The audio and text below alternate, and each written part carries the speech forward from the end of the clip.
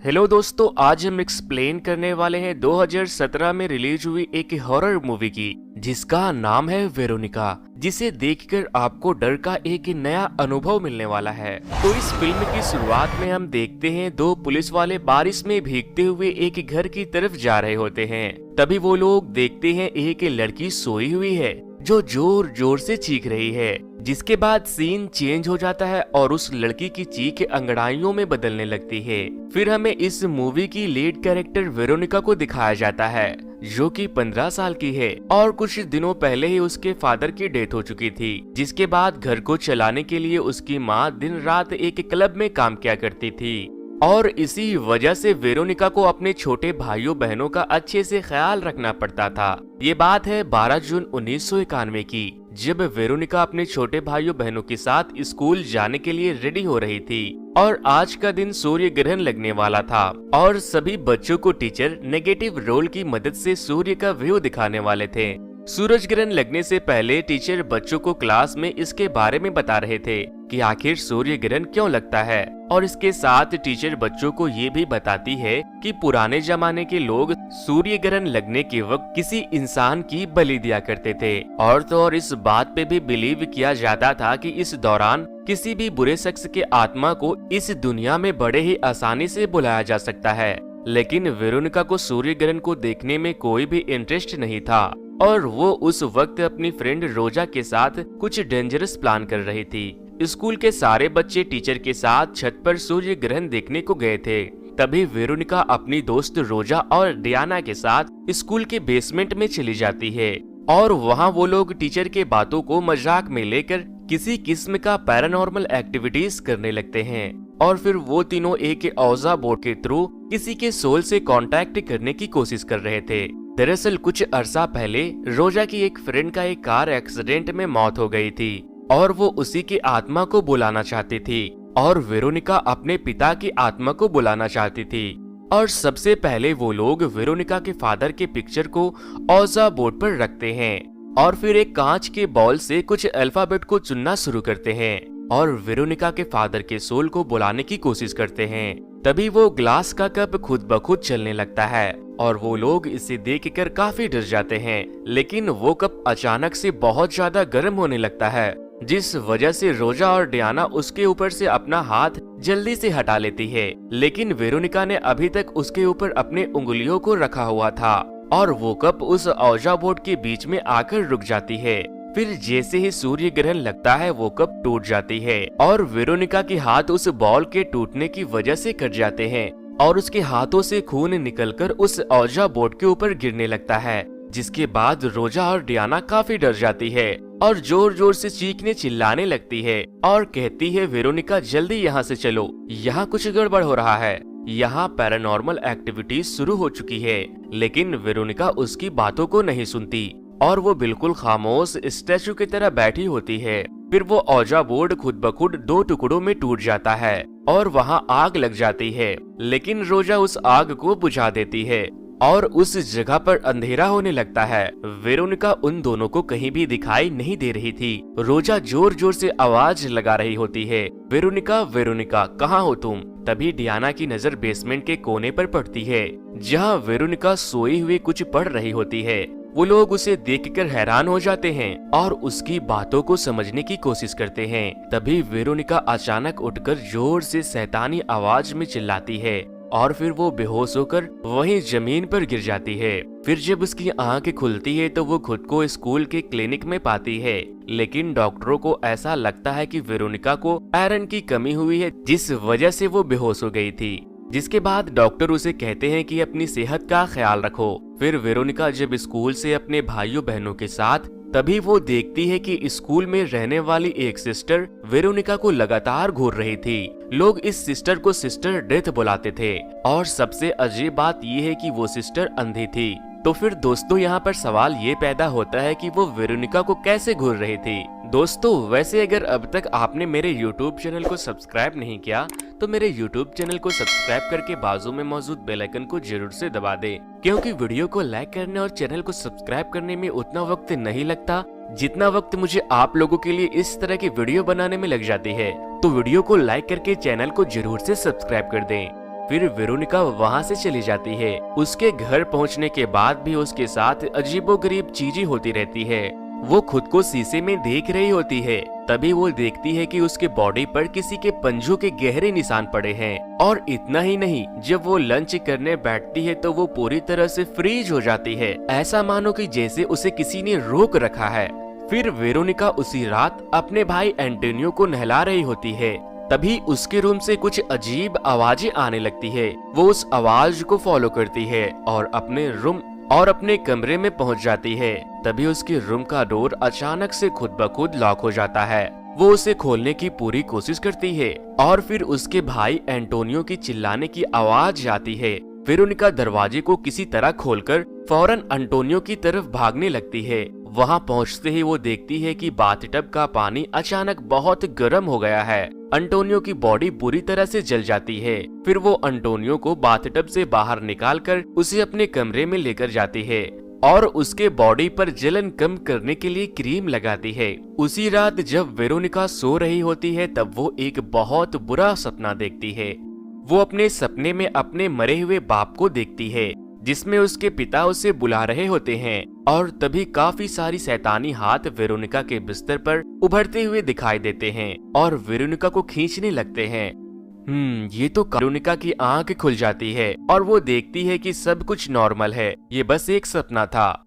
फिर अगले दिन वेरोनिका जब अपना स्कूल जाती है तो उसकी फ्रेंड रोजा उसे काफी इग्नोर कर रही होती है। इन सब से तंग आकर वेरोनिका वापस से स्कूल की बेसमेंट में चली जाती है, जहाँ पर उसकी मुलाकात सिस्टर ऑफ डेथ से हुई थी। सिस्टर डेथ उसे बताती है कि उसने डीमन सोल से कांटेक्ट करके बहुत बड़ी गलती कर दी है। उसके ऐसा करने से उसके फादर की सोल तो इस दुनिया में नहीं आई, लेकिन किसी बुरे शैतान की सोल आ गई है और वो शैतान हर वक्त वेरोनिका के साथ होता है। इनफैक्ट अभी भी वो उसके साथ ही है।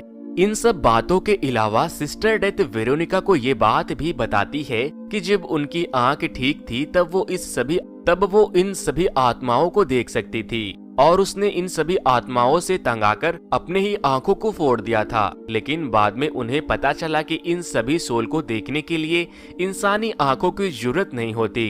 और जाने से पहले सिस्टर डेथ वेरोनिका से कहती है, तुम्हें खुद ही अपने सिबलिंग्स का ख्याल रखना होगा, वरना ये बुरी आत्मा किसी को भी नुकसान पहुंचा सकती। फिर अगले सीन में हमें दिखाया जाता है कि वो शैतान वेरोनिका की छोटी सिस्टर लूसिया का गला दबाकर उसे मारना चाहता है। तभी वेरोनिका उसे बचाने वहां पहुंच जाती है और उसे बचाने की पूरी कोशिश करती है। इस दौरान लूसिया को लगता है कि वेरोनिका ही उसका गला दबाकर उसे मारना चाहती है, जिस पर वेरोनिका उसे काफी समझाती है कि मैं ऐसा क्यों करूंगी। वो उसे कहती है, दरअसल हमारे घर में बहुत बुरे आत्मा आ चुके हैं, वो हम लोगों को मारना चाहता है और उसने ही तुम्हारा गला दबाने की कोशिश की और मैंने तुम्हें उसके चंगुल से बचाया है। उसी रात वेरोनिका को फिर से एक बुरा सपना आता है, जिसमें वो देखती है कि उसकी छोटी बहन लूसिया उसके ही हाथों को काट काट कर खा रही है।